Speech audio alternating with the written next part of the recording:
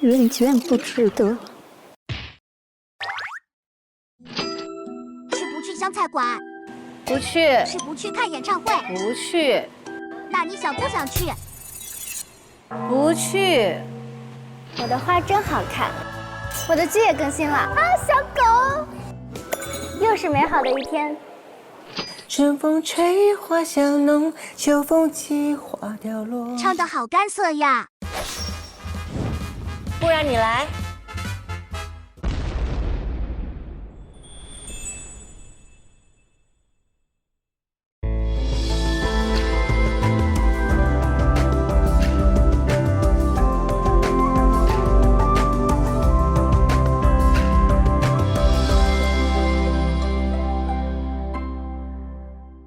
本节目由修正药业联合冠名播出，每天2支小棕瓶，健脾补肾，心安宁。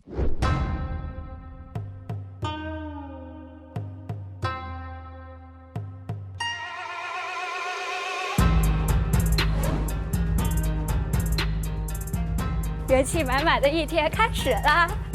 上班啦，上班啦！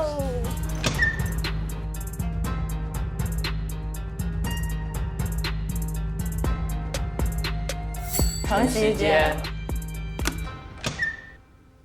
Hello， 哎，有名字，我天哪！哦，还有我们的白大褂，经络的小人儿。哇哦，哇，有名字，大家可以找到自己的牌牌。阿姨，哇！这是第一次属于自己的工位，然后就很开心。我在哪儿？你在那儿好的，我看到了。啊？这儿多了一个位置，等会儿中途是有其他人要陪咱们一起上班，突袭，说不定哦。啊？咱们桌子上有一个齐黄入院规范。哦。第一条，准时到岗。完了，今天几点？9点。9点打卡。很准时，我们早到了。你看，所以说我们第一天上班非常积极，很积极。统一工作服，这个工作服应该就是这个白大褂儿。啊，好好看的白大褂。咱们可以先把白大褂换上。那件最短的好像是我的，名字在衣架上。最短的真的是我的。这个是阿姨的，给你。谢谢。这个是我的。穿衣服，穿衣服。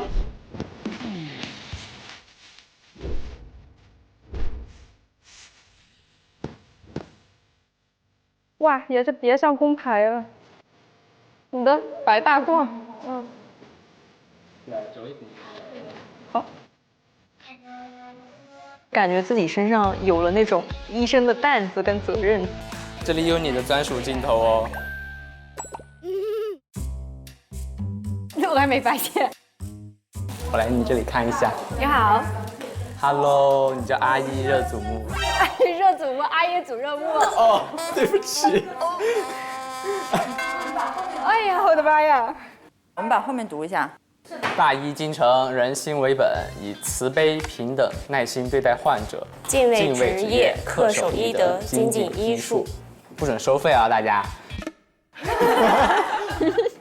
严禁泄露患者病历、诊疗记录及个人信息，不辜负患者信任。你好像天外之音。普通话很标准。那我们就签一下字吧。承诺人王玉。白松岩，2025年。哎，你看到这块还有一个齐黄院职场健康指南。每日把脉社交。把脉社交。哎，我们可以那样，就是6个人，然后围成一圈这么把。哦，太牛了！来。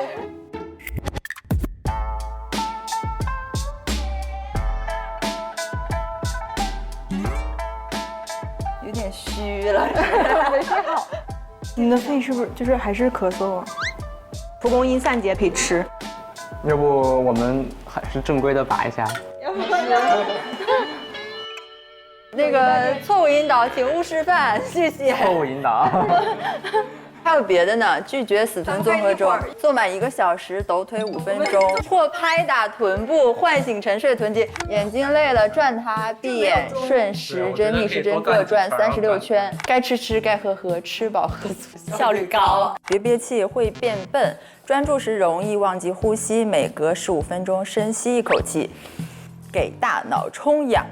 下午3点，零食时间到。下班前5分钟，整理桌面，伸懒腰。病后起手甩7下。压力大，深呼吸10次。3分钟骗过大脑，我不慌，我超稳。键盘敲累了，捏捏耳垂。哎，就像科室不忙的时候。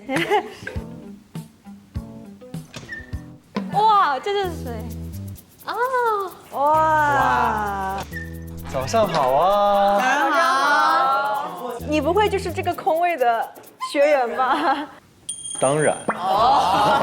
没有，你太高了。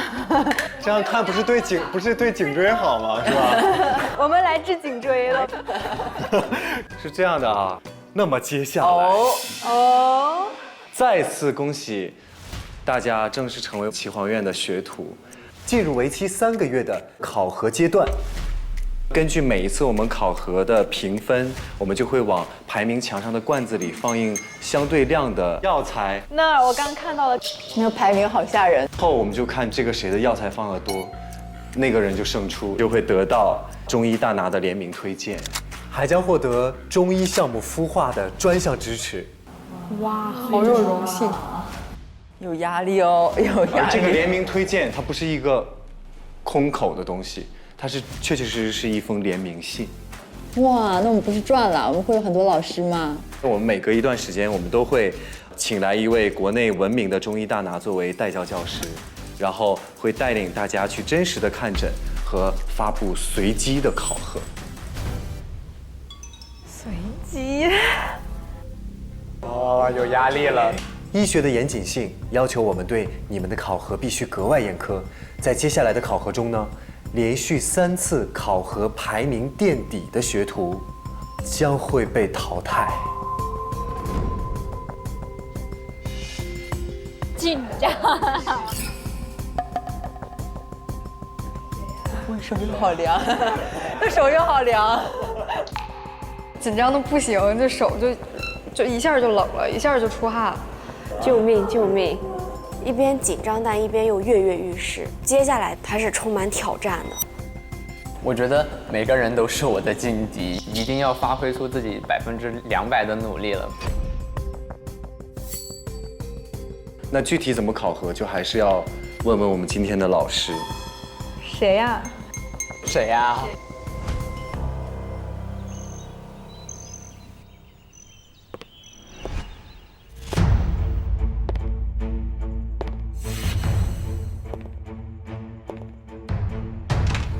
走了，我们去人心诊间见老师。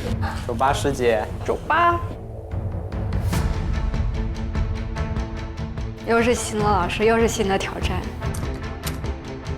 特别紧张，但是也是我们和大拿接触的一个机会嘛，期待值拉满。进，齐老师，你好，齐老师好，齐老师好，你好，你好。齐老师老师好，齐老师好。哦，齐老师好。哎呀，老师开始紧张。我就不说话，我看你们怎么办。老师，要不我们握个手？主要是齐老师特别厉害，齐老师把脉特别神，是的，所以我都有点不敢上前。在齐老师面前就是毫无秘密可毫言。无秘密。对，没有。我们的齐老师，国家中医药管理局中医脑病学重点学科带头人，山东中医药大学附属医院主任医师、教授，将传统脉诊技法与现代科技相融合，创立系统辩证脉学的山东省非物质文化遗产扁鹊脉学诊法传承人齐向华老师。我研究脉诊30多年了，脉搏啊，它可以记录人的一生。你看他这个脉啊，很像个当兵的脉，最近当过兵，是吧？当过兵，哇，这么厉害呀！哎，太绝了。曾经伤心过，和男朋友闹矛盾。你可以看出来。啊，脉上有啊。你们小时候不大管他是怎么着？管的少了，来你抱抱他，对，就和小孩似的哄哄他。他心情是激动的。他心情是激动，哭出来就行了。哎呦，你不知道，原来我这个眼泪，使劲哭，太委屈了。缺少这个负能量的传播链，最重要的。好了，说了你就不怎么暴躁了。我听会了，听会了吧？听会了。好，谢谢。去吧。第二，生命。我们中国应该有独立的医学体系，脉诊是不可或缺的。希望这门技术呢能够广泛的传播开来，服务社会。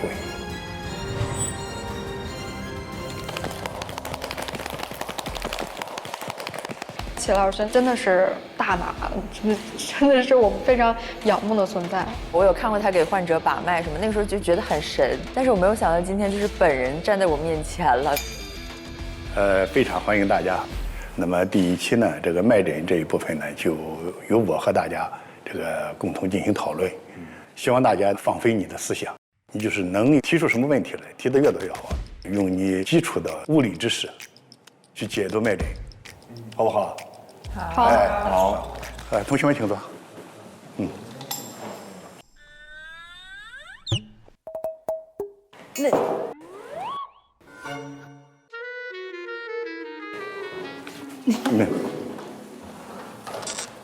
白岩松，白岩松。对，白松岩。既然刚才提到了把脉没有秘密，不然我们就先给我们的学员来把秘密。有没有自荐的？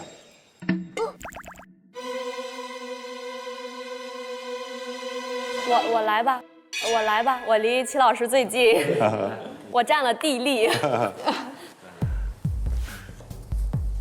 学过脉诊是吧？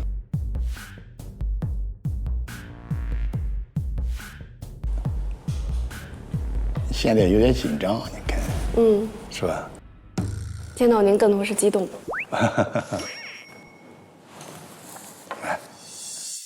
我的习惯呢，就是双手对比一下，这样呢，两边的温度啊、压力啊、脉搏、机械波的传导速度、血液的浓度、血管壁的这个张力啊，你就了然之下。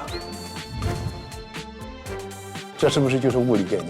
对，是物理概念。对，我们系统病的脉学把脉象信息具象化了。这就是与现代科学相结合了。对，白松岩的这个脉呢，从这个个性上来说呢，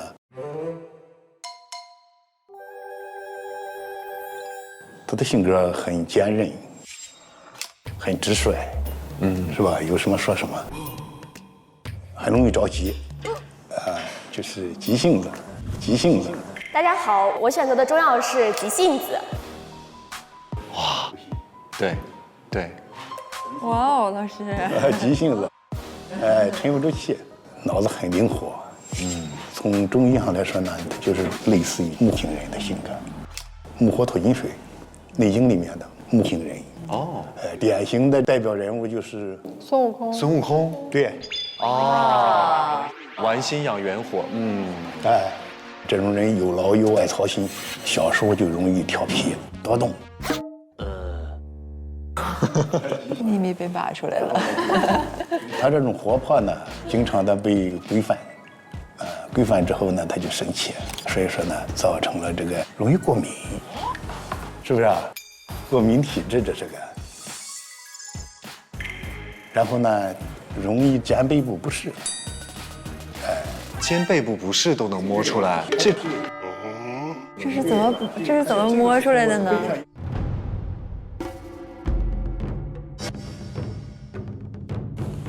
背上这个点是卡住的，所以他的膈上肌这一部分，整个的都是一个紧张。再有他有上热下寒症，你的腿是凉的。这时候就是摸出来的。白松燕已经被镇住了。一说一个准，全对了，很震惊。老师，过敏体质是怎么？当过敏的时候，血液成分会发生什么样的变化？免疫功能亢进，它是不是会增加血液的浓度？哦，不是，咱们怎么那个听上上了课了？要透过血管壁感受血液的浓度。这怎么具象到手上是什么感觉呢？对，就是老师说这个也有点悬。这个我太想知道了。摸一摸，哪一个稠，哪一个稀？哪一个稠？哦，这个稠。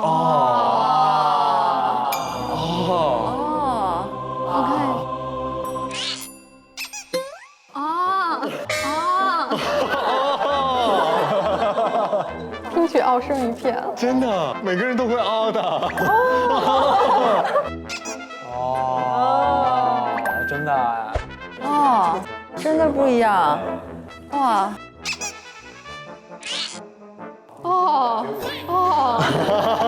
看着跟摸着真的不一样。对呀，是不是具象化了？啊，真的。这具象化也太具象化了。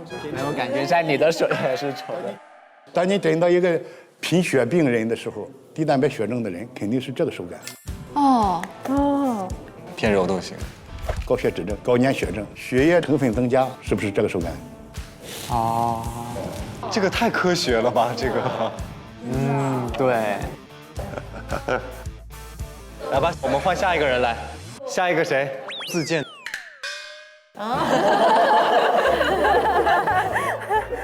来，老师。你是个暖男啊，我发现。你是个暖男啊，我发现。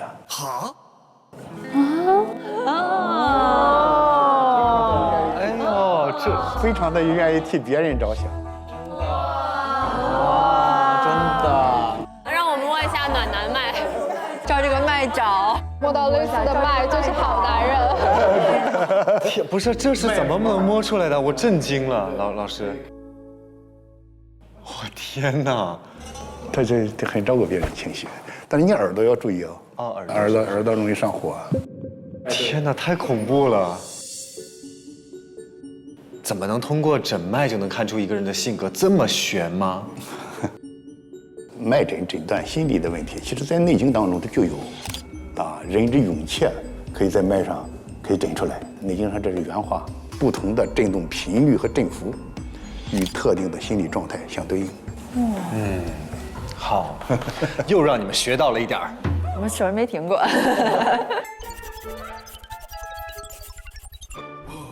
我知道齐老师之前给人把脉，然后说了一句话，结果对方直接就哭了，就说中了，说的太准了。那就你第3个，好吧？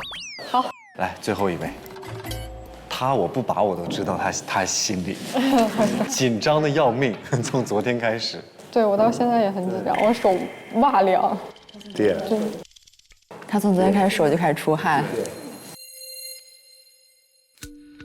这也是容易紧张，把事情有点完美主义吧。算是应该是，就是放心不下，始终放心不下。所以人家是9年制。希望把事情做得完美一些，就是特别小心。给自己太大压力了，赵雷。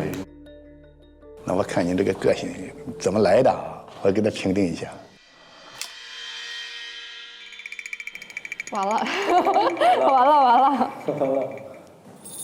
他一开始这个给他装的这个软件，他就是一个比较小心的人。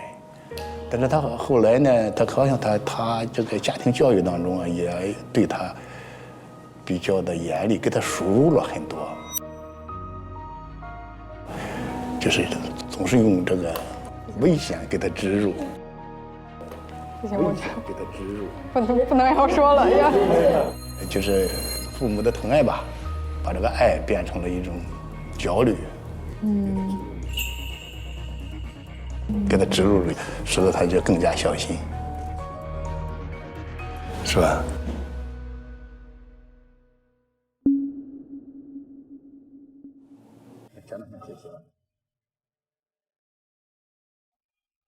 哎呀，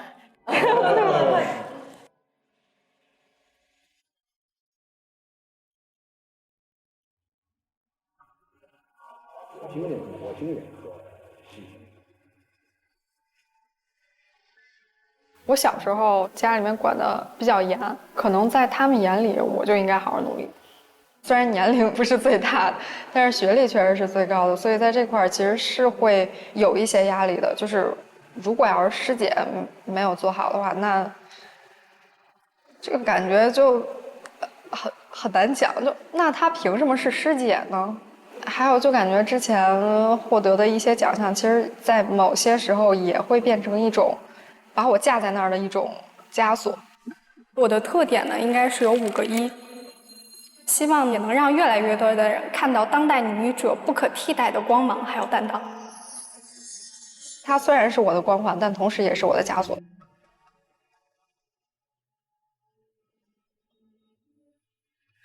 都是大山压在肩膀上。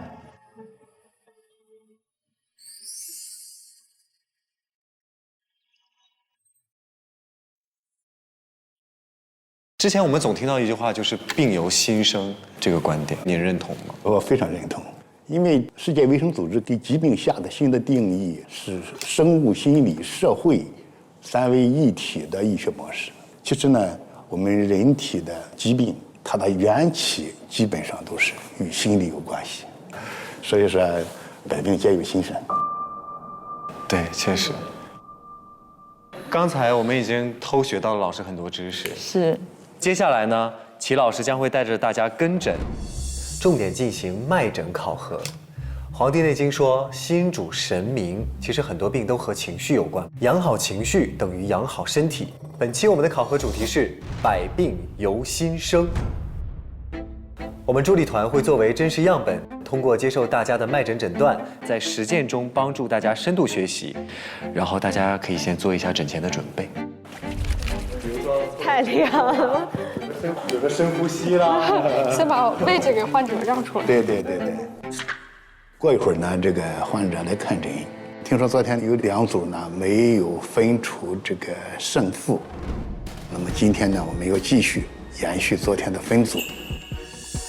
我们的第1组啊是赵乐怡和王涵，第2组呢是白松岩，第3组呢是阿一，第4组呢是王玉和李延静。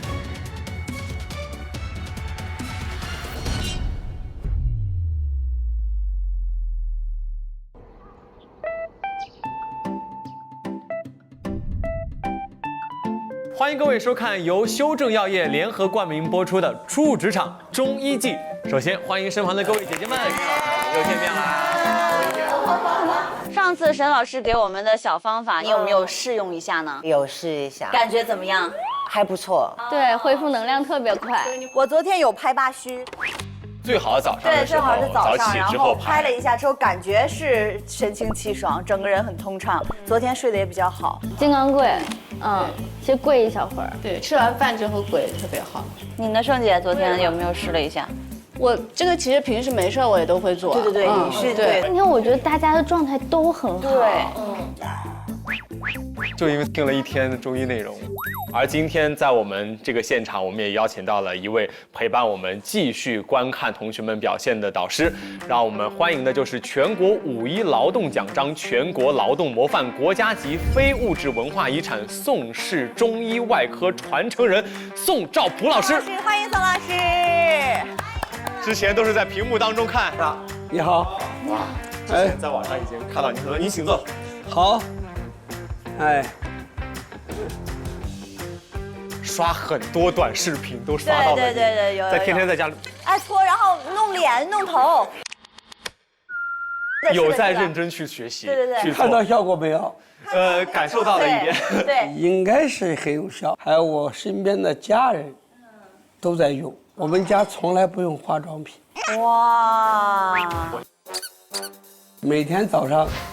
你们这个洗了脸后手搓热，擦擦脸。上来就先教我们妙招了。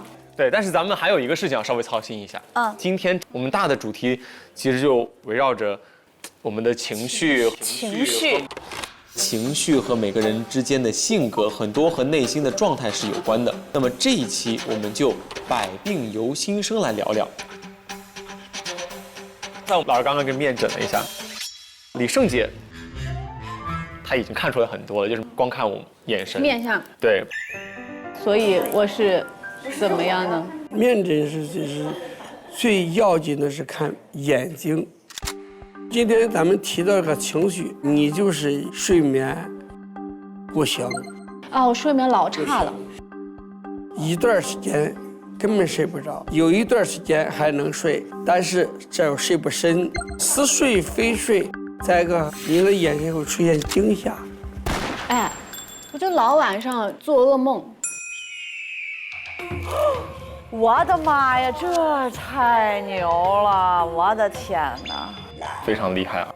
我想问老师的一个问题就是，很多淤堵的病是不是因为我没有把它发泄出来？老师，您在解答之前，我其实想在这儿卖个关子，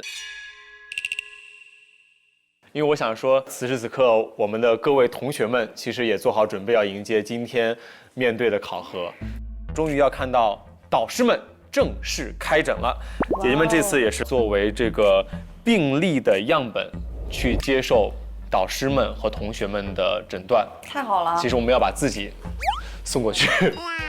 太好了，诊断了，正好费。对呀，这平时挂号都挂不着的。真的，这个节目我期待，从他的创意 ID 出现的时候期待了好几年了。我说什么时候来？什么时候来？可以诊断一下，就等待这一天。今天这位是脉诊界的大佬，也是一个德高望重的、口碑非常好的脉学的诊法的传承人，在山东，在全国都很有影响的脉学的。我们山东老齐家的本家。对呀，我上去跟人家攀亲去。应该是攀一攀。盛姐，要不要第一个先去到我们同学们的诊室？啊，好，好，你们都在这能看到我，能看到，能看到。盛姐，我去了。多问一点。好的。有啥想问的就跟他们聊啊。好，你像那个家长，那个去幼儿园了，说不懂的问老师啊。是。你们看医生之前会紧张吗？会紧张，超紧张。哎，来了。对。本节目由修正药业联合冠名播出，专业良心，买药认准修正。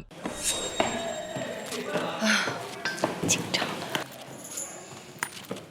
请进。你好。哎，盛姐 ，Hello。你好，你们好。齐向华老师。好厉害，齐向华老师。你好，李盛。你好。请坐，盛姐来。现在就把脉了是吗？对。好紧张。这个阵势很大呀，这个。盛姐好紧张的感觉。先介绍一下我们盛姐的情况，因为盛姐也是一个非常热爱养生，然后也非常喜欢中医文化的一个演员，所以盛姐就是作为我们今天的第一道考题，行走的考题。哎呀，我的秘密观众全知道了。是会。还没到你紧张的时候。真的吗？老师把的时候，从小的事情都知道。说你以前得过什么病都能拔出来啊？对，这个是可以的。那这点东西谁拔不出来呢？老师就不坐这儿了。做没做过手术都能知道哪个地方如果有肿瘤了，他都清楚。我的天哪，太牛了！但是老师好多中医书上写的那种修辞方法，这怎么去改？比如说什么轻如什么大弦小弦如丝什么，那是怎么去感受那种？哇，盛姐了解的还挺多的，就她都知道这个脉象的一些形容。对，那是一个古代的对脉搏信息的这个描述，因为那个时候他没有物理学，他只有用比喻，用文学语言。比如说你吧，沉鱼落雁，沉鱼落雁。谢谢老师。这怎么量化？没法量化，对吧？现在有眼宽啊、眼裂呀、什么，这不就有了数据了吗？好，那接下来我们就有请二位来先为我们盛姐来把脉吧。直接就开始直接就吗？对。那我的手有点凉。哇，我感觉有种要被你们看透的感觉。把脉的时候，你要先把脉搏里边有什么信息，尽量的采集全。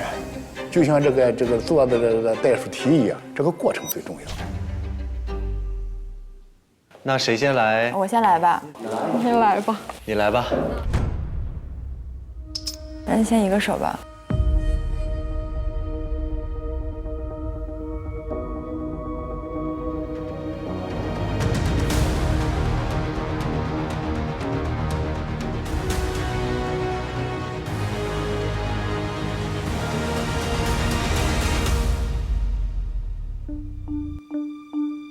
哦，开始了。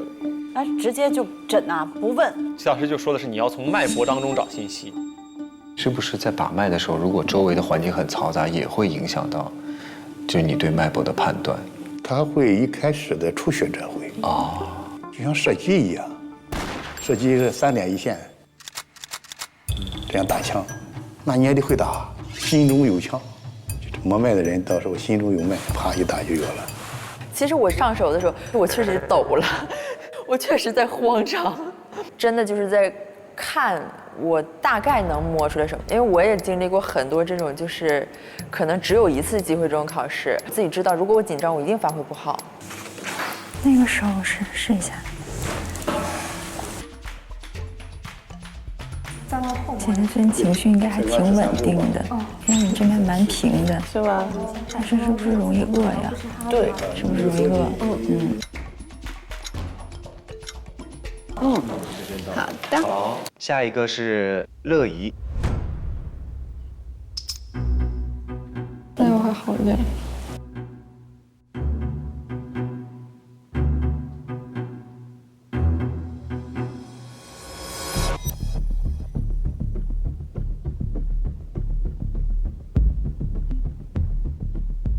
可以写一下采到的信息。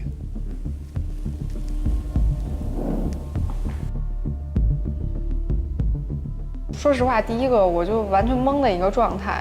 我手一开始搭上去的时候，我紧张，然后姐姐也非常紧张，我就感觉我手底下脉在变。我越把越慌，越把越慌。所以说呢，诊脉的时候呢，肩膀一定要放松，别疼，很惆怅的感觉。对，惆怅是因为我觉得我把的不好。那好，来说一下你们采到的信息。我先来吧。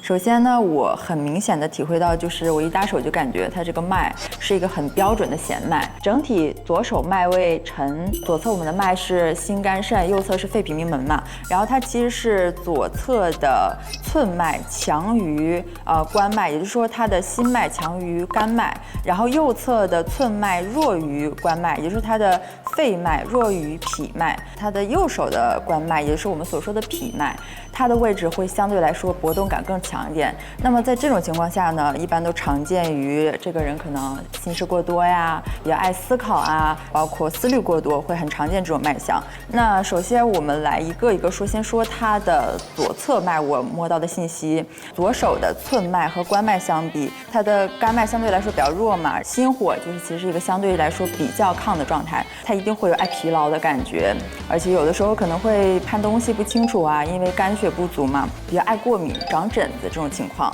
再来看他的右手，其实他右手的寸脉是比关脉要弱的，所以它是一个肺气不足的表现。那肺气不足其实一般常见就是会有呼吸不畅啊，可能比如说偶尔的需要深呼吸来调节我们的气息。因为脾主肌肉嘛，所以脾与胃在我们中医的角度上来讲，它们是密切相关的。但是如果脾胃它的功能过剩，它运转的速度越快的话，你越会容易饥饿，所以你其实相比平常来说是会更加爱饿的。其实，在临床上它就属于一个亚健康状态，就是属于一个肝脾不调，很明显的肝脾不调。所以给的建议首先是要来调整睡眠，我们可以通过调整睡眠的方式来调整我们体内整个的一个阴阳平衡。然后还有就是建议从现在开始可以练习一下站桩，因为站桩是非常好的，可以帮助我们平心静气、调整身心的这样的一个中医功法。大概就是这样。但是左边我有不一样的想法。在把姐姐脉的时候，我感觉它的压力是右关大于尺大于寸，左关大于寸大于尺，但是整体左侧都会比右侧要更为硬直一点。整体的这个脉象的特点是寸细、关弦、尺弱，这提示了它一个肝血虚的一个情况，所以可能会出现闭经量少。盛姐她的那个关脉又是相对来说会弦一些，所以其实它是内里可能没有那么多的气血去供应它，但它平时还需要应付很高强度的工作，所以才会出现这样的一个脉象。然后关于它的这个脉道整体充盈度的问题，以及它的血液浓度，我就画了一个图，就是这个是齐教授刚才的教具当中，那个金珠就是提示它的血液浓度比较稀，然后这边是比较浓稠的这种情况。正常呢是在中间，但是我觉得姐姐她其实是比较偏向于偏稀一点，所以这也提示她的这个气血不足，然后所以不足以充养整个的这个脉道的充盈。因为脉呢，它也是跟心相关的，然后再结合之前它整体的一个肝血虚的表现，所以我觉得盛姐其实是容易出现一些情绪上面的问题，或者是说她是一个相对来说比较感性的人，容易喜悲伤欲哭这种情况会出现，这是我把出来的感觉。整体的成绩我们会在最后公布。我也感觉我左边弱。哇，盛姐自己会给自己把，她自己有感觉。老师笑了。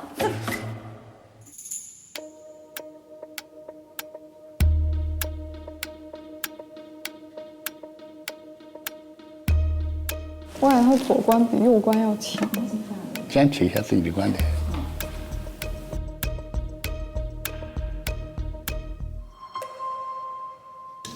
所以我也有一个很好奇的问题，像我内热很大了，就是都说不要喝冰水，但我忍不住就想喝冰水。你要找这个热的不行的原因，它为什么要热？因为散热功能障碍，内热，但是有的人外面是凉的，又容易怕冷，实际上是内热外寒，所以说它整体的寸关尺三部往上走。尤其是左侧啊，上走的厉害，那么这个呢就是正上火嘛，他脸上有痘痘，通过这些呢，就是他有肝郁是吧？疲劳、气虚，肝郁引起的气血两虚，他的脉位呢沉，这个大家都答对了，对不对？压力呢，它确实是左侧关部有点强，脉搏的搏速呢慢，很累。这是个疲劳的人，这是个没睡好。血液的质地呢，现在来说有点稀，是稀。你可能早晨起来没吃早饭。对，饿死了现在。就是，他脉就是个饥饿慢性。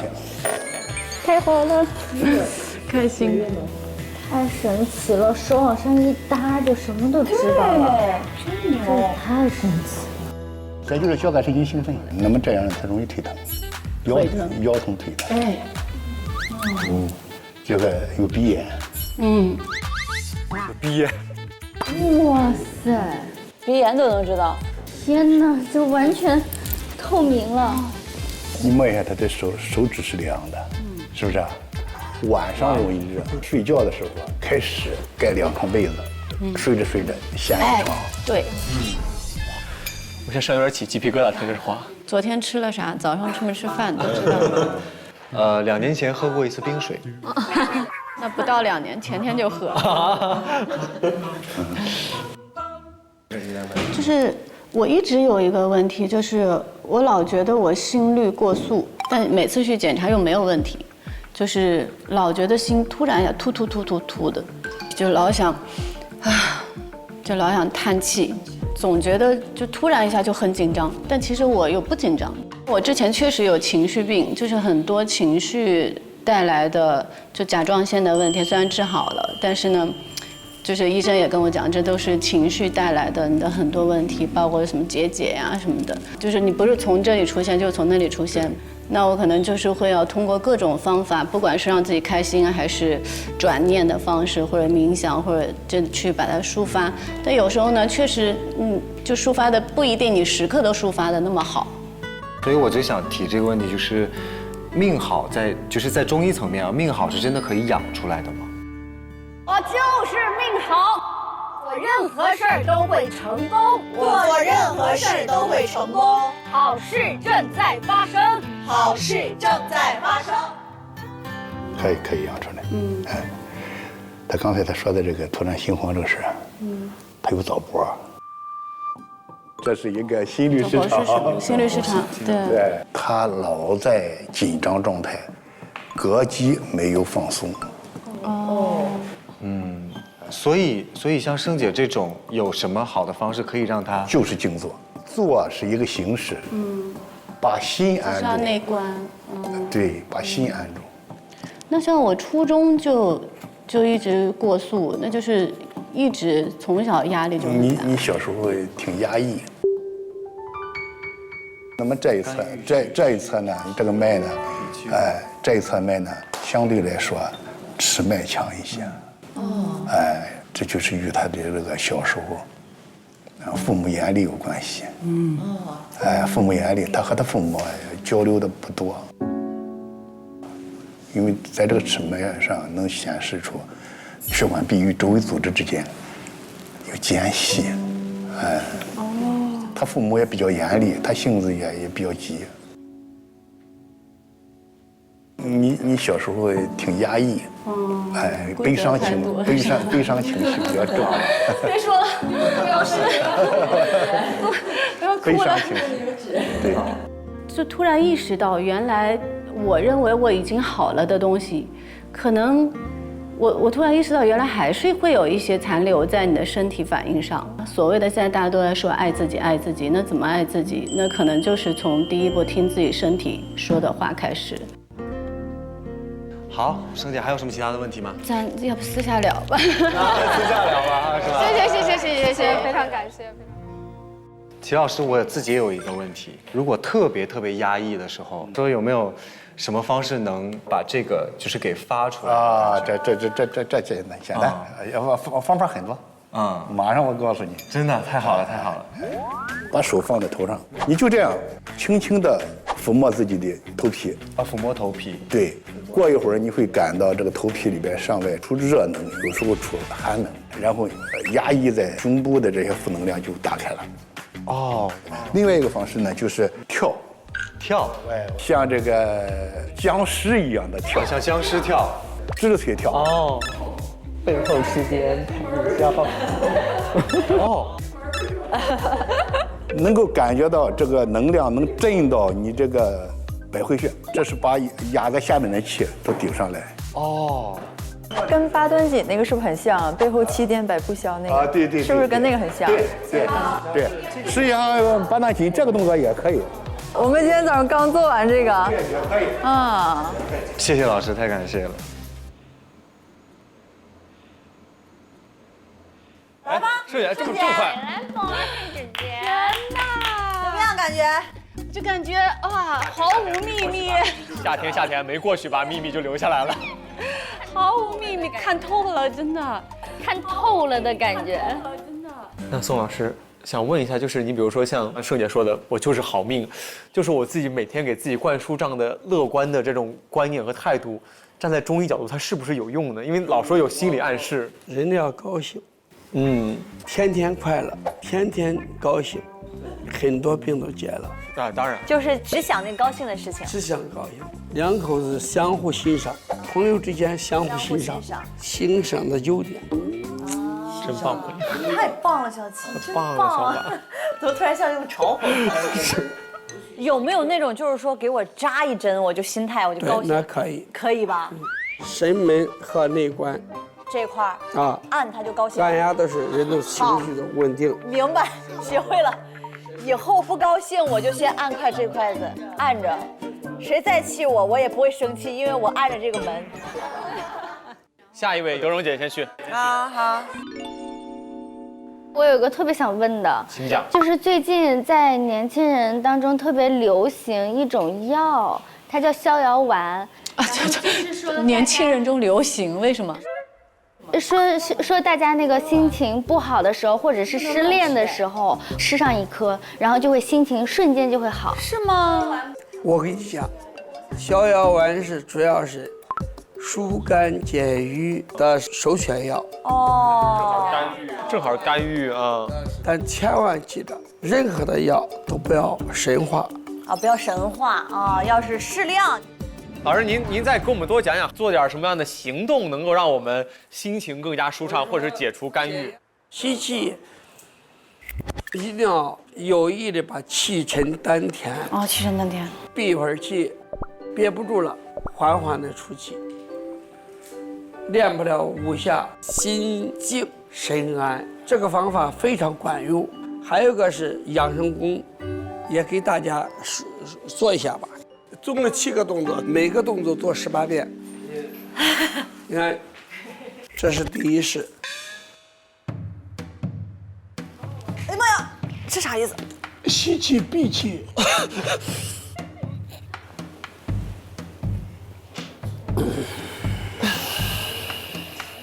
哎呀妈呀，头晕了，头晕眼花咋办呀？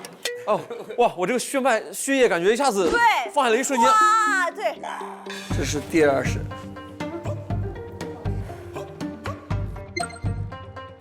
哎呦，我手下不去。没事。这样。摇摆腰，这边18遍，这边17遍。看着还挺可爱的。双下巴得出来。不行，憋死了。就这样，吸气，快速放。第7。哎呦，突如其来，大鹏展翅，就不是大鹏展翅，大展宏图，大展宏图。哎，快速下打你的尾骨，给打到屁股都是。打到屁股。要打到尾骨，那跨过去。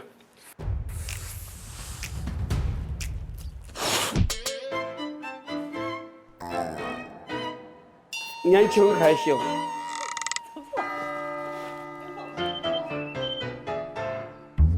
不是。你怎么了？头晕眼花，突然起来眼冒金星。这个养生功，贵在坚持。坚持了一段时间，筋拉开了，五脏在运动，吐纳也练了，所以神清气爽，身上很多病都没了。年轻人一定得学会减压。嗨，大家好，老师好。Hello， 姐姐来坐。老师好。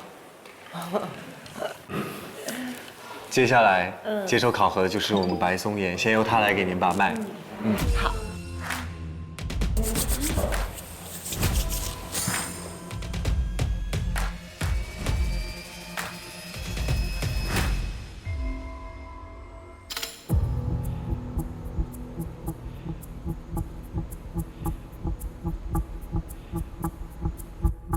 您这一侧的腰腿疼吗？您这个喉咙卡痰吗？对。会水肿吗？就是下肢水肿。对，立夏的时候。立夏的时候。好厉害。更厉害的还在后面呢。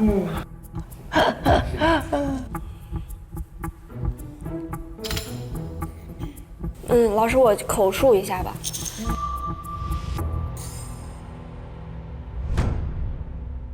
我觉得老师的脉型大小适中，血脉的充盈程度我觉得是可以的。速度的话较为正常，但是略有一些迟缓，略偏慢。血管的弹性，我感觉充盈程度也是不错的，但是位置是很沉的。尺脉的话要比前2个要更沉一点。左手边这边的话，它的这个腰背的疼痛的程度要大于这个右侧。它是我们传统意义上这种滑脉，它会有这种痰饮水湿的表现，所以它咽喉会有这个痰气交阻的阻滞。因为脉位沉的话，它也还有着凉的一个因素在。下肢就刚才确认了一下有水肿，我感觉姐姐的这个机能的话，我觉得目前它是属于一个相对比较低迷的一个程度。老师，我基本上是有这些信息。好，我给你说一下啊。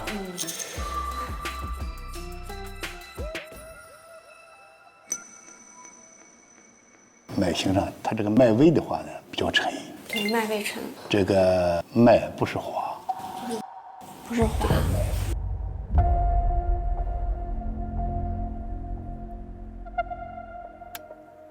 这个脉是严重的涩脉。什么脉？涩脉。温度来说呢，你这个左侧的脉是凉的，右侧的脉是热的。对对对，右侧的脉很热。是不是标准的伤心脉啊？什么叫伤心脉？它就是阳气没有那么的充分，就像是姐姐你的脾胃是一个蜡烛，它有火苗，它的火苗烧得很好，但是你的心肝上它的火苗就没有那么好，就说心肝的这个功能它就比较低迷。那产生这个低迷的原因呢，就是情绪、七情直伤的两个主要的脏腑。你的心呢，我们说喜乐伤心，说这种心碎了，说明我们在有受到这种情绪刺激的时候，我们也会有这种心的血流量减少呀，心肌缺血这点。所以我认为您心肝上的这个问题的话，还是对我最近是比较忙，休息不太好，但我情绪没有怎么样，因为其实我情绪挺稳的。是因为姐姐她之前有一句网友给的评价，与其内耗，不如发疯。就是他觉得你并不是一个内耗的人。我不内耗是因为我在这个社会上可能有这么多年的经验经历了，这些的经历就是会让我变豁达了吧，然后这些都还好，我不会往心里去，我比较不会去内耗。过去吧，这人心很大，心很大都不往心里装事儿。所以老师您说呢？对，就是我这样是比较好。老师要开始摸脉了啊！对。这个血管壁周围组织之间界限不清，这是一个干预症。您觉得姐姐的那个脉型的起伏怎么样？那是累。累。他那是累。哦，他是累的。他的低迷是因为他累。他不是低迷。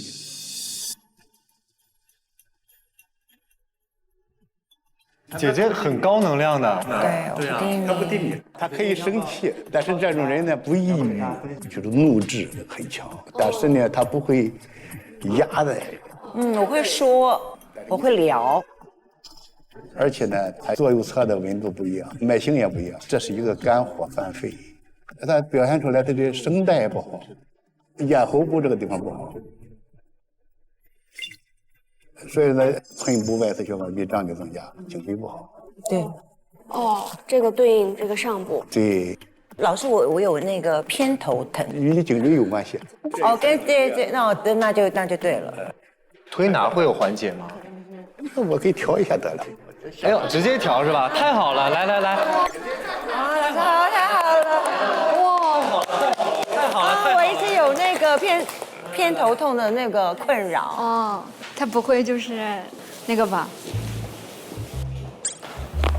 哇，那个是昨天那个何老师。这个你看，你们这女生可以摸一下，它两侧。老师好。这是笑到哪什么？蓉姐想说，老师请私聊，老师不是，但这太搞笑了。我们就直接按就好了。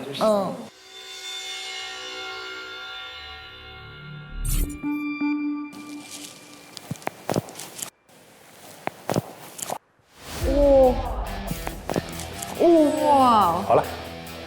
哦，直接好了。完事了啊！好了，姐姐眼睛已经开始亮了。因为我听到那骨头就亮了啊！好，被拆开，这样就好了。舒服了吧？舒服了些吗？会松一些，松一些了，对，松蛮多。齐老师他把脉蛮厉害的了，反正我觉得他蛮神奇的。我也能不能也给我弄一下子？嘎巴一下子。嘎巴一下子。但是所有的动作要提醒观众朋友，不要自己在家轻易尝试，要找专业的啊，有这个行医资质的。好，谢谢老师，谢谢老师，谢谢。姐姐再见啊！好的。白松岩的一开始就这个花色没有掌握住，他因为他没接触过这种脉型。以后在诊脉的时候，你放松一点，你有点心急火燎的诊脉，心急火燎的去找，这不行，你要等着他来给你汇报。有点慌，因为脉诊之后呢，我就是想到哪里我就会说到哪里，就整个过程都比较急促。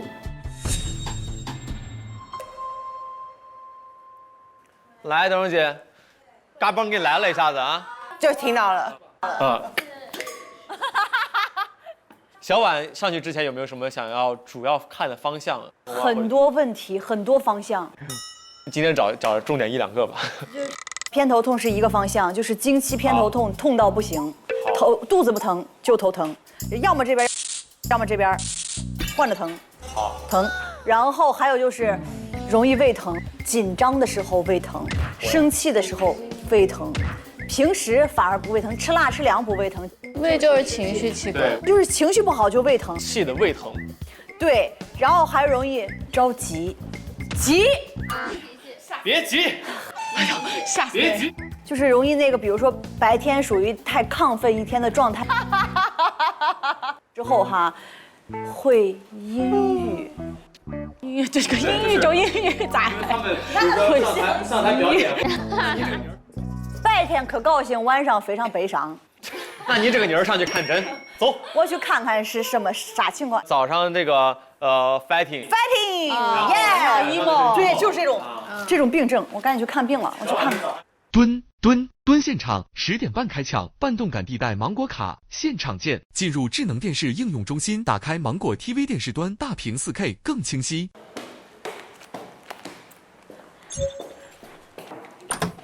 嗨，老师们好。嗨，我是小婉。你好，老师好。你们好。快坐，快坐，快坐！来，快坐啊！小婉，嘿嘿嘿嘿。好。他的状态好高啊。哦，高能量。我有很多问题，很多话想说是吧？哎，但现在不能说。好，不说。来，先阿一，他来给您把脉。从你把上，我们计时就开始了啊。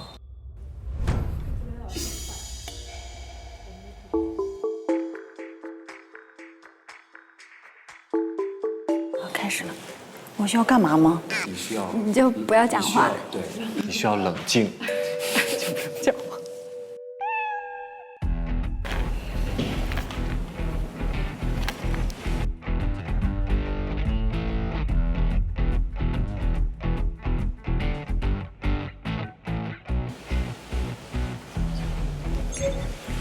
这边。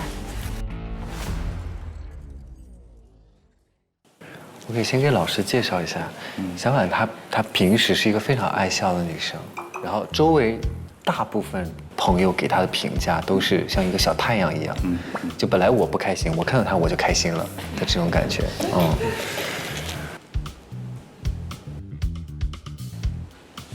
好的。好。好，那我说一下我把出来的情况。首先，它的左右是非常不一样的。它的左边是非常有力，然后还比较粗，充盈度是比较充盈的。它的右手边是比较细一点，对。但我感觉有点拔出来了，有点弦脉的感觉，有点弦细的感觉。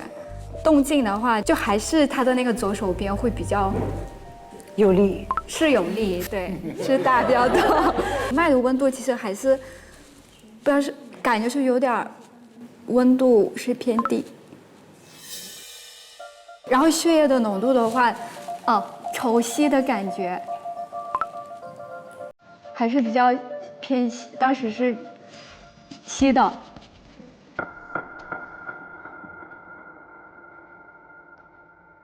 然后，对，浮稀，然后对。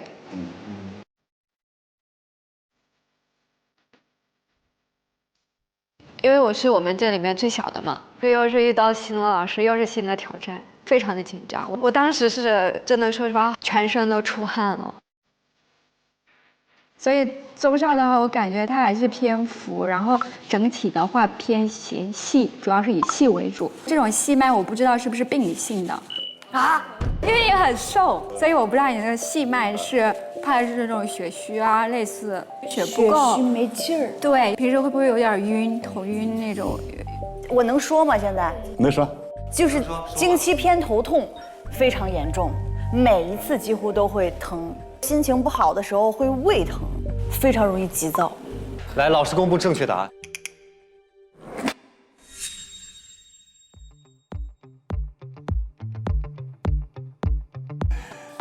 他双侧的脉位啊，实际上都偏沉一些，这是他贪凉引起的。今天早上吃了凉的辣的。大早上就吃啊？对。它体现在哪儿呢？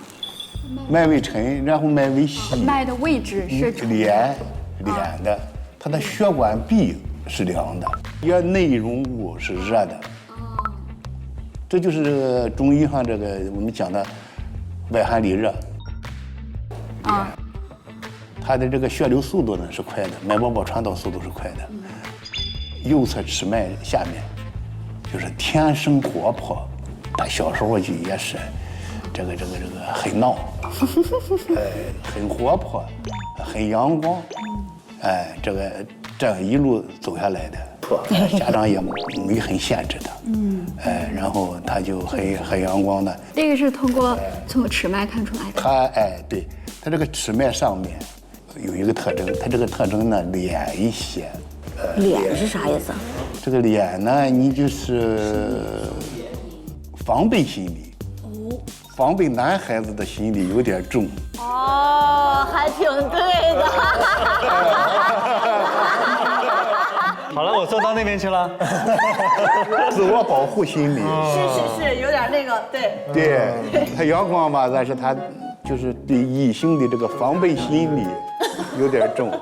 是，会，比较就是缺乏安全感，然后所以就是自我保护意识会比较强。对，那这怎么办？这不用治吧？我觉得这挺好的。这也不是什么病，这个改不了。这是我的性格，出厂设置，明白。将来有个头疼、耳鸣。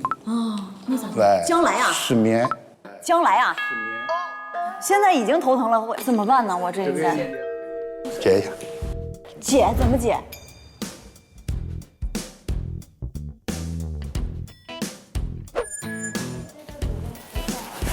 我两边都疼，妈呀，老师！哎呦喂！好响啊，这是呼里哗啦一下子就。后背热吗？很舒服，也热的。哎，是啊，这是怎么了呢？这是为啥发热了？就他把这块给你通开了呗。通开了，对，阳气不就可以？那这事儿下次啥时候再通？下次啊，那你见他，那你就得这个是不是？这不是通一辈子的，这得常通是吧？对呀，饮食上喝一些黏的东西。米粥啊，它可以喝点石斛，吃一些这种养阴的东西。反而不要吃那些燥热的。对。明白。年轻问题不大，出厂的标配就是一个阳光啊。嘿嘿。好。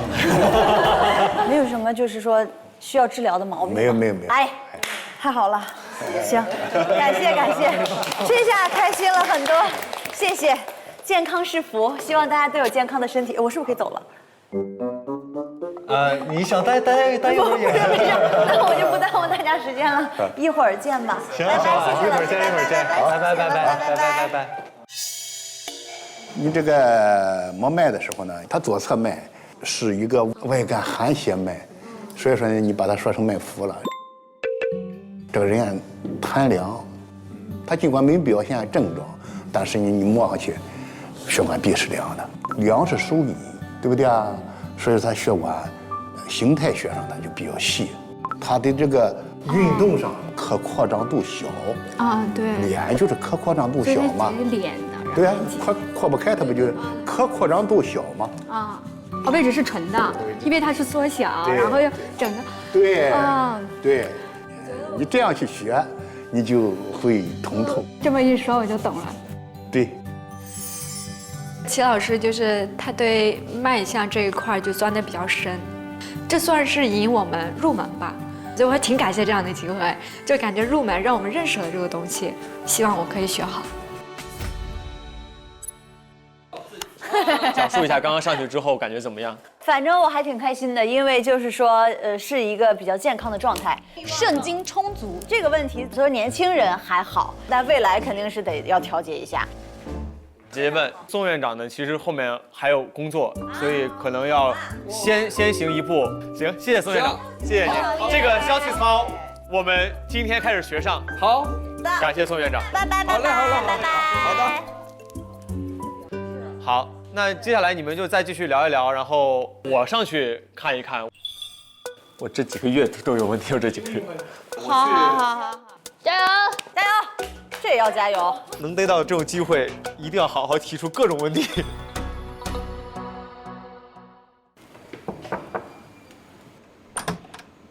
亲爱的朋友们，今日的第一份男性患者来了，第一份男性病例送到。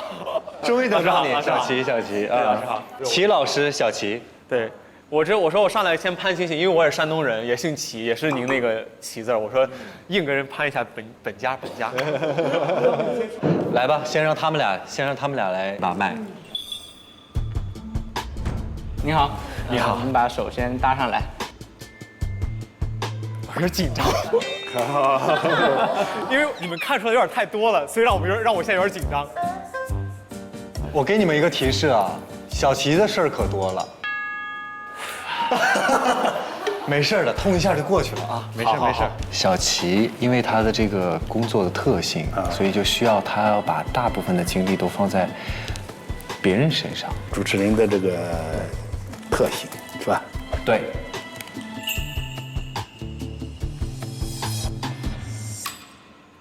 来吧，别紧张，没事。先左手。哦，先左手。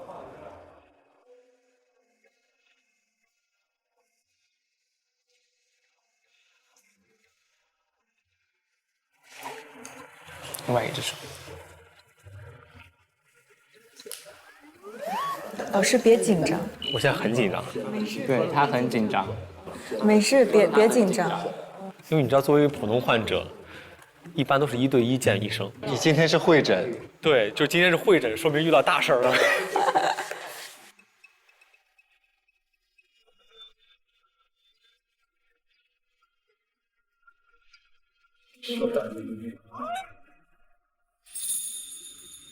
我可以先问你几个问题吗？请讲。你有失眠的问题吗？或者睡得比较浅？睡得比较浅，我属于那种倒头就能睡，但是呢，睡完之后第二天可能精力和体力恢复的没那么好，压力大的时候可能会做梦。对，就是你经常压力比较大。啊，是的。你的右边的脉呢是，我认为是比较弦的。弦脉一般主要你精神压力比较大。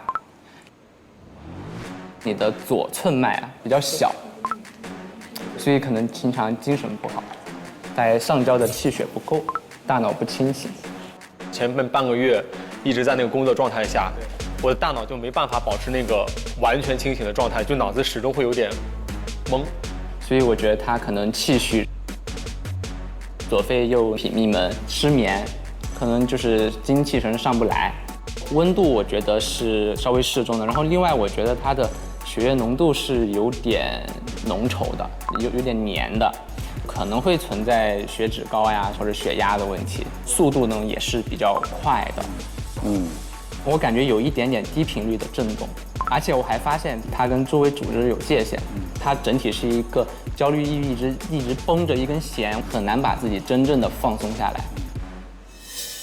它整个是一个虽然看起来并没有焦虑抑郁的状态，它是有一点焦虑状态存在的。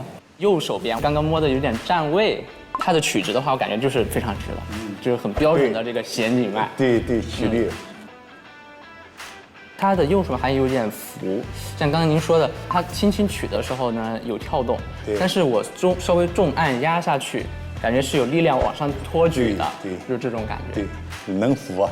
对，就是有能浮，浮力的浮。轻取即得，重按即无。但是它脉不是就是重按即无的，好多都是气血旺、气血涌盛，就是抗邪，它肯定还是有力量的。所以刚刚老师您一说就是按在水里面，它有压力往上，所以我一下子就想到它那个有点浮脉的感觉。对。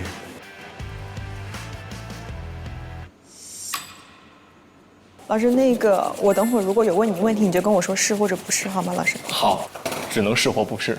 Yes or no？ 我说哦。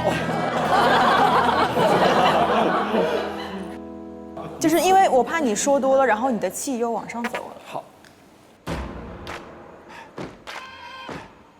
从医生一个比较专业的角度去给他进行诊断，更希望患者是处于一个比较安静的状态。我希望能更准确的去看到他到底有什么身体症状。老师，你先天身体还不错。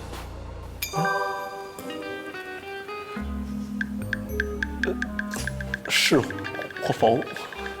不用哦，我是分享我的。这话说完之后，他放松了一点。哦，我先天身体不错。我是这么认为的。希望一会儿齐老师不要反驳你的观点。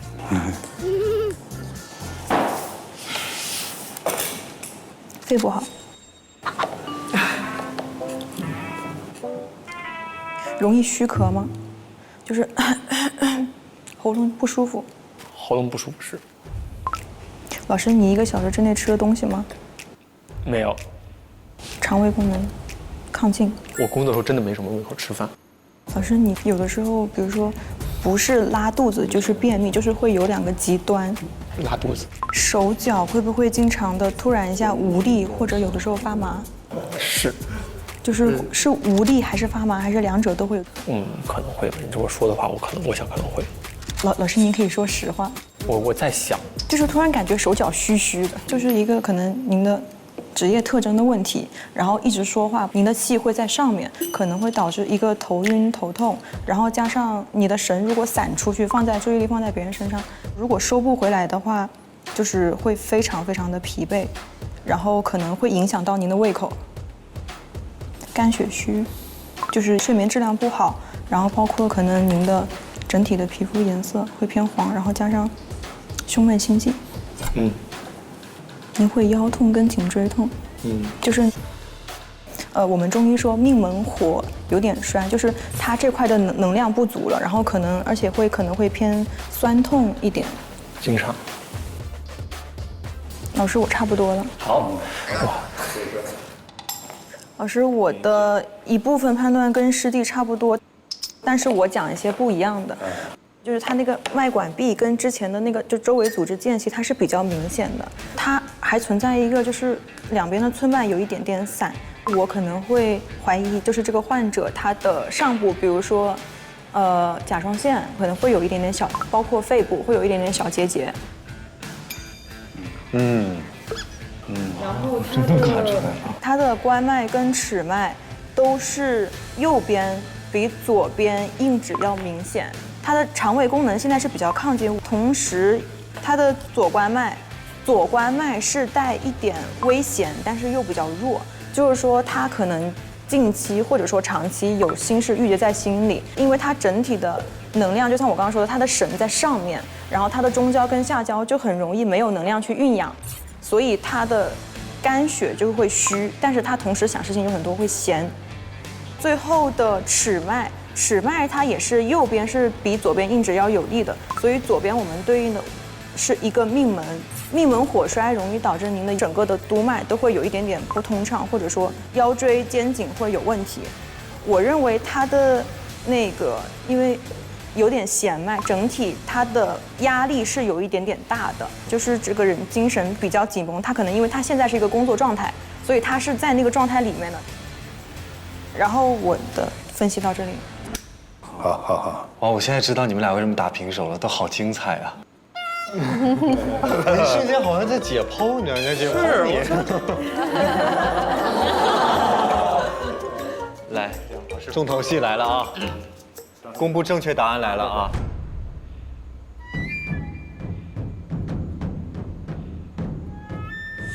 老师总是用一副一切尽在我掌握，看透了你这种表情。对。尺脉以下，右尺脉以下，这个和刚才那个小女孩一样，也是小时候挺闹，特别闹啊，闹腾还。啊，说你吧，知道吧？我打小活泼，打小活泼，但是这也是受管教育，那家长真管他，真压他，真管，真管。都是因为家里管教太严。这你父母对你有点严厉过了，你产生了一个对你父母一个惧怕心理。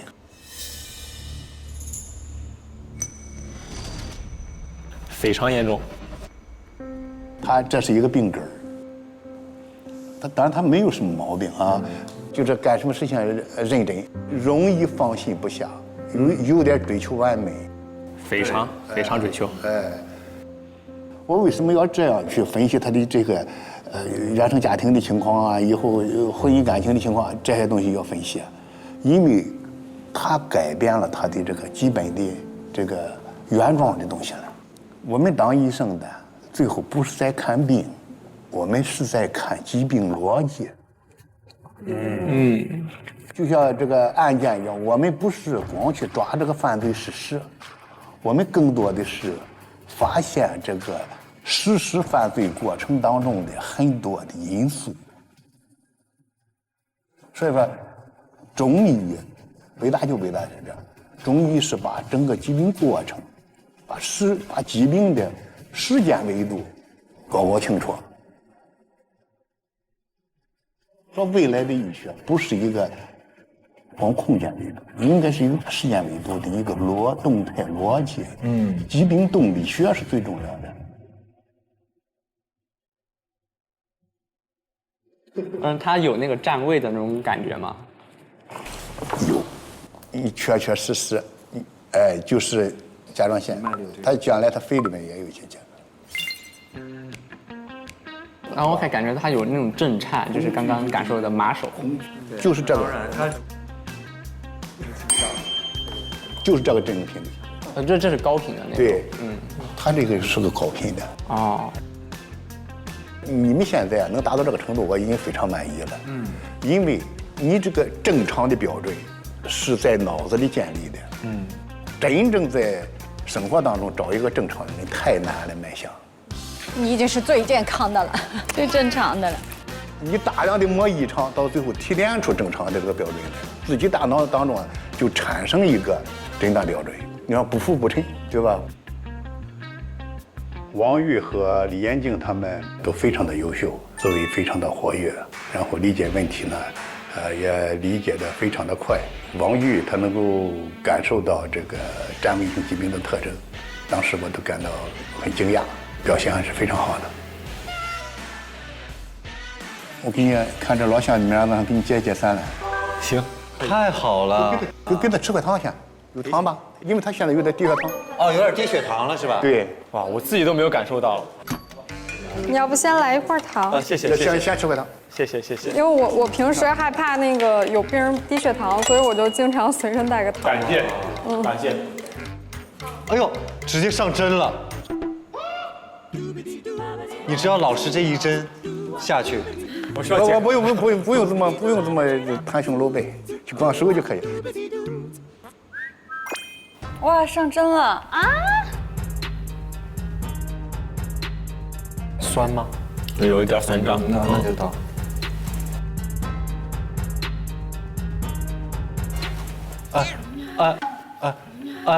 老师只给他扎就行了，我不用了啊！我刚才那个话我收回了。好紧张，我的天！一股一股的酸胀，是不是？对，你们先一起摸。有凉气往外冒。我感觉有热气。它有的部位是凉气，有的部位是热气。我这边感受到的是凉气。你要试试这个凉气的话，这就是他小时候的委屈。我感觉就是脑门儿就有凉气。这是胆经里面。哦。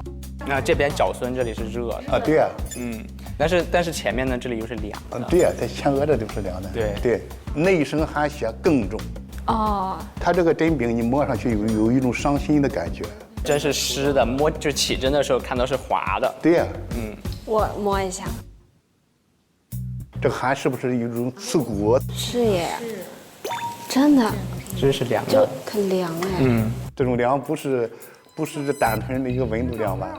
你们摸到的是我的委屈。哦，委屈扎出来了。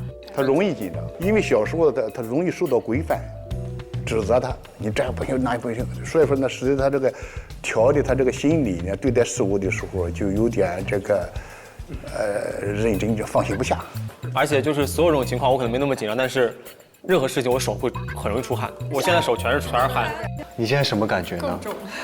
就是我的委屈被大家看到了啊！真的吗？他松下来了，汽车的怠速降下来呀。你可以摸一下吗？来。对，没有刚刚那么像绷着一根弦儿一样。对了，对，这个过程就会让我感觉更加哦，柔和了，老师。对呀。而且它中焦的那个脉一下就没有那么大，那么散。对，这不就趋于正常了？好厉害！趋于正常，好厉害！这块啊，你拿下去吧，可以了。等到你这个手热了以后再拔掉。对，去吧。小七下来了，他这个是得着了，不仅看了病，还治了病。对，哎，谢谢，辛苦各位，去吧。楼下空调都关一下啊！楼下空调关一下，说我这个手现在不能吹空调啊，朋友们。我觉得你跟我好像啊，就是情绪忽略型。我前段时间正好，我上周在跟国内一个非常著名的一个心理咨询专家吴志红老师，我们在聊天的时候聊了好多，就是关于小时候这个小时候感受这件事情。我们不是老说那个什么是跟着自己的感觉活吗？其实这个感觉它就是你从小的时候父母给到你的。对。但那天我跟他聊天的时候，我也突然想到这事儿的时候，我就一下子眼泪都没绷住。小时候就是家里面就家长会说不要有剩饭，但是其实是吃饱了。但是呢，他就会让你要吃完，哎，一模一样。这个事情其实就是你的真实的感受被控制住了。不能反抗吗？我吃不完。反抗之后他会压制你，就是因为刚刚听没听讲的是父母老严格了。我俩的那个一模一样。你的每一次这种感觉被否定，它都是你自己在一次次的被杀死。哦，你说的我要哭了。我认同哎。天哪！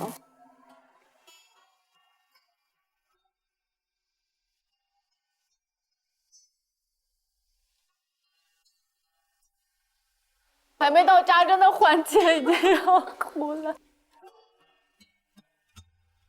很多人他长很大，他可能20-30岁了，依然说面对父母的东西他没办法反抗。是因为你从小一次又一次的感觉被否定、被抹灭掉，所以你已经没有那个力量再继续说我要跟着我的感觉走，就是无力感。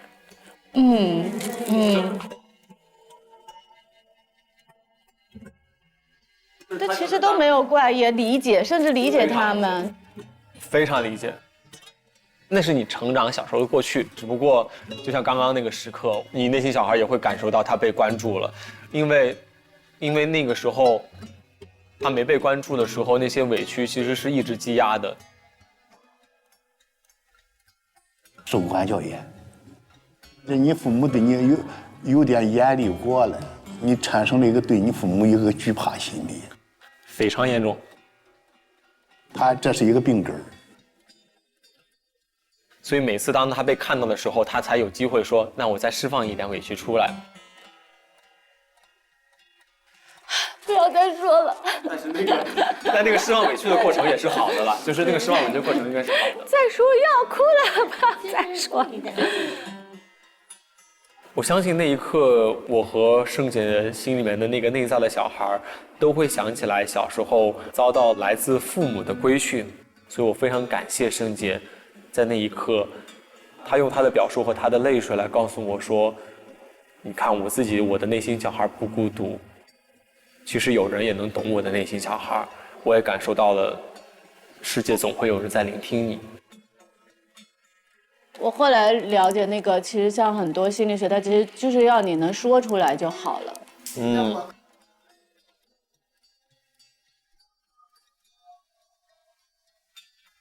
安静的时候，你们自己跟自己对个话。你跟你自己以前的那个他，经常跟他讲话，你说啊，比如说我的梳理就是和自己对话的过程，欢迎大家关注。哎，你好吗？喂，你好吗？哎，随时带着的呀，是随时会带着的呀。老师给我也扎一针吧。你真是你这个委屈情绪也是不少的。对，因为我帮别人的方式就是吸收他的负能量，我吸收没了他就。哇，暖男。没有得到回报，回报的差一些。但这个事儿不能求回报啊。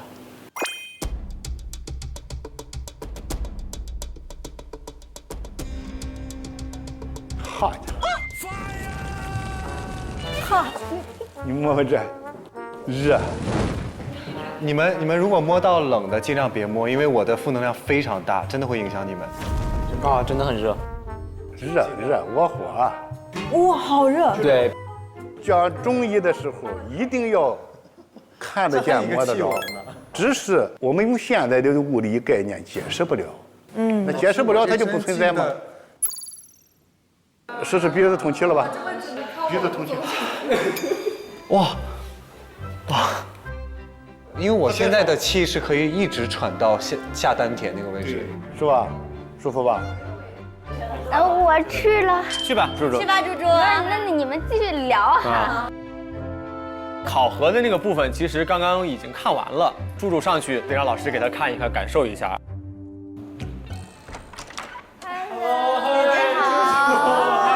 原谅我不能双手欢迎你啊！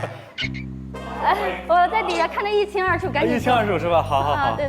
Hello。看到各位同学的表现真的是非常好，给你们竖大拇指。是吧？第一次学，你看他就这个样，你真是不简单。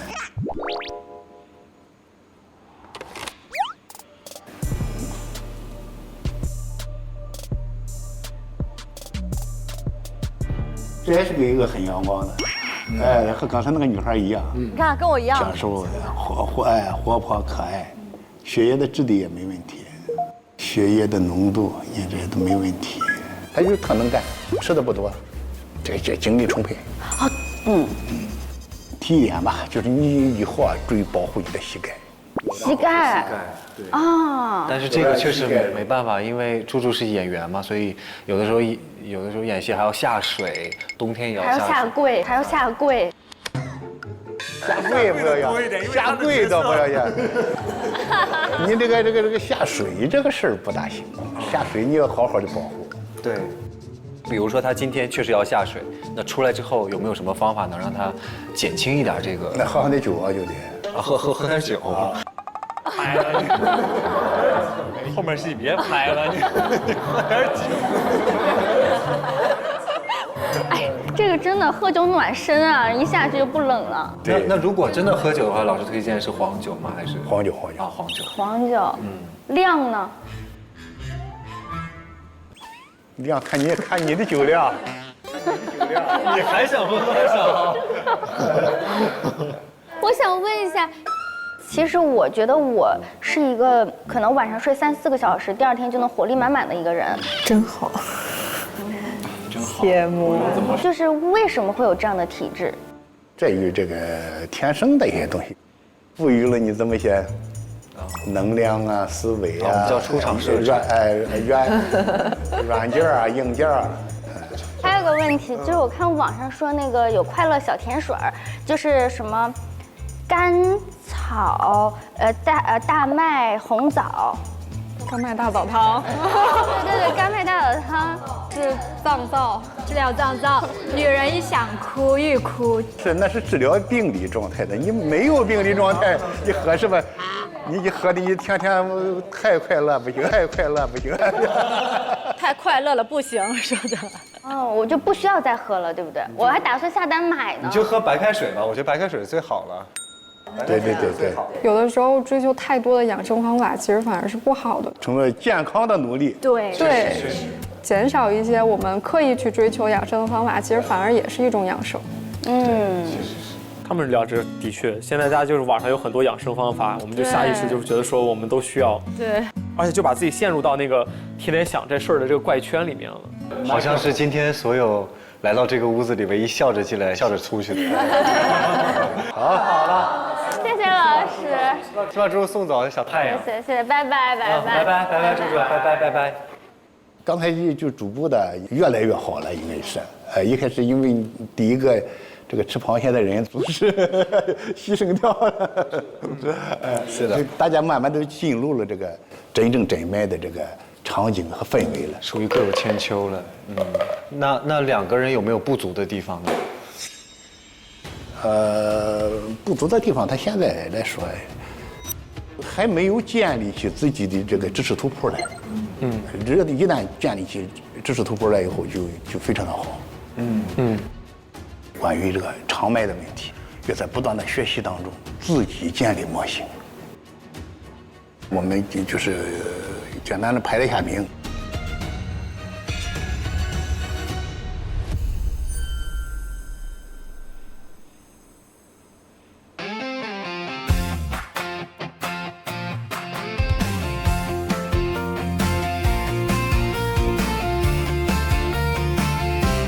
晨光亲吻百草，双背包载满青涩的向往。